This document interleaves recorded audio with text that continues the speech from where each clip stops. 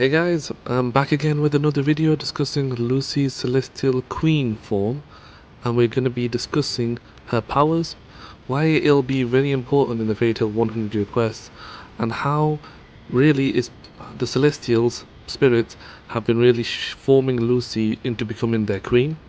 So sit back, relax, and I hope you enjoy this video. And if you probably noticed, I did do a video about this a couple of years ago. If you want to go check that out first, you can. But this is going to be a little bit more detailed version about Lucia and her celestial spirits.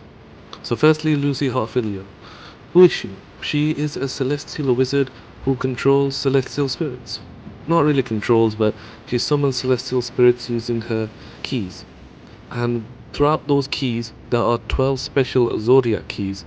which Lucy has, I believe she has 6. Of course, correct me if I'm wrong, but I believe she has 6 in total, and the other 6 are with different celestial wizards. So, the weird thing is about these 12 Zodiac Keys is, firstly, if somebody wanted to summon the Celestial King forcefully, they would have to break one of those golden keys, and in doing so, they'd have to break the bond, and that spirit that was connected to that key, that connection would be broken, so they'd be unable to summon that celestial spirit until after a longer time when the celestial key respawns back into the fatal world. So why is this really important within the Fatal 100 quest, and why is Lucy's Celestial Queen form going to be very important as well? So firstly, the 12 Zodiac Keys and the Celestial Spirits themselves. There's quite a lot of mystery behind that section of Lucy's power, because all we know is that Lucy was able to summon the Celestial King back in the Tartarus Orb when they were in a bad crisis, where they were on this floating monster, and the only way to stop it and to save everyone was to summon the Celestial King, which Lucy did, but she did it at the sacrifice of Aquarius. So that was a really sad part within Fairy Tail, but then it also got me thinking, if a person was not to sacrifice a key, but instead if a person had all 12 Zodiac golden keys, and they were able to summon, even though this might be impossible, they were able to summon all 12 Zodiac spirits at once, is that the initiation for them, for the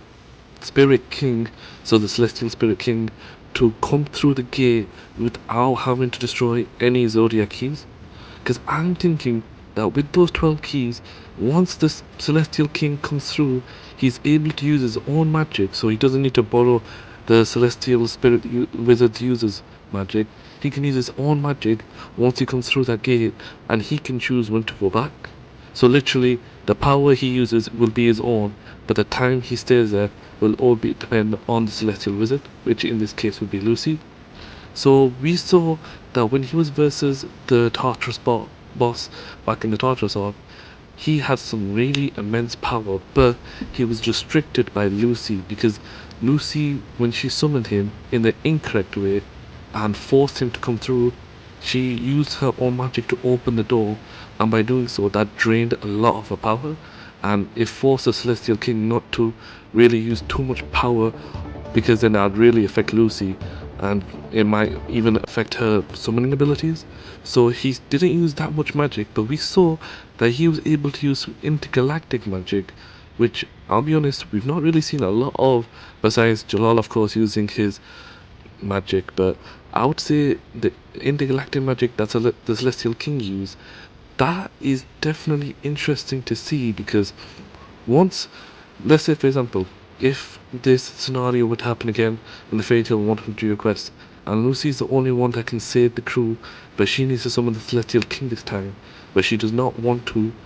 for example, she doesn't want to sacrifice one of her Zodiac keys, she summons all 12 Zodiac spirits at once, and in doing so, she summons Celestial King. I mean, technically we've already seen Lucy summon more than 12 spirits at the same time. Back at the beginning of Fairy Tail, when she was saving Leo for the first time, when Leo was about to fade away and Celestial King couldn't do anything, but then Lucy changed the rules. She summoned 10 spirits all at once, which for a Celestial Wizard that is quite near impossible because it would kill a person to even summon two at the same time. So for her to summon 10, even if it was for a brief moment, that shows her capabilities as a celestial wizard. But then, if she's able to continuously summon 10 all at the same time and unlock the Celestial King's door, but of course doing it the correct way, then she may be able to unlock the full potential of the Celestial King, because then once the Celestial King, let's say, if he uses his intergalactic magic but it can't really damage the enemy as much, he decides, since he was summoned the correct way, the Celestial King bonds with Lucy and they become the Celestial Queen of the Spirits. So that Lucy, of course, she can use the intergalactic magic of the Spirit King, but also twist it so that it also maybe controls time as well. Now imagine Lucy with that type of power up in that, well, it had to be a dire situation firstly in Fairy Tail 100 Quest, but if she had that type of power up, well, it would show her full potential as a celestial wizard, because right now we do see that she's able to create her combo forms and she's able to bond with any one of her celestial spirits, but we need something that can go beyond that, and the only thing that is beyond that is a celestial king, who is very mysterious of course, but we need to see a celestial queen, and it would also be the perfect answer to why there is no queen and there's only a king of the celestial spirits, because the queen is, of course, a female summoner, and in this case, if a female summoner is able to summon all 12 Zodiac Keys, and she's able to summon the Spirit King, then technically she is the queen.